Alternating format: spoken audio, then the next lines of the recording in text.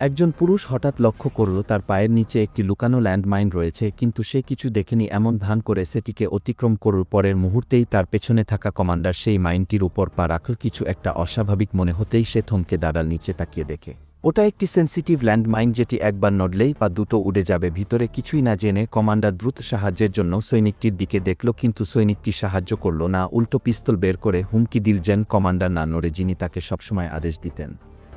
সেই কমান্ডারকেই এবার আতঙ্কে প্যান্ট ভিজিয়ে ফেলতে দেখল সে। একবারও পেছনে না তাকিয়ে সৈনিকটি শান্তভাবে চলে গেল। আমি বলছি, দূরে সরে যেতে থাকা তার ছায়ার দিকে তাকিয়ে থাকা কমান্ডারের তখন বুকের ভিতর হাহাকার শুরু হলো, আর তার কিছুক্ষণের মধ্যেই পেছন থেকে একটি বিশাল বিস্ফোরণের শব্দ এলো। পুরুষটি তখন নিশ্চিত হল যে কমান্ডার সেই মাইনেই পা রেখেছিল। সে বুঝল তার অনুমান সঠিক ছিল এবং দ্রুত গতিতে পথ চলা শুরু করল। তুষারে ঢাকা এক জায়গায় সে একটি আদর্শ স্নাইপিং পয়েন্ট খুঁজে পেল। তার কাজ ছিল টার্গেটকে গুলি করে হত্যা করা, তাহলেই সে ফিরে গিয়ে সেই কমান্ডারের জায়গা নিতে পারবে। কিন্তু ঠিক যখন সে 8 গুণ জুম করা স্কোপ দিয়ে টার্গেটকে নিশানা করছে, তখন হঠাৎ তার পেছনের তুষারের ভেতর থেকে একজন লোক উঠে এলো।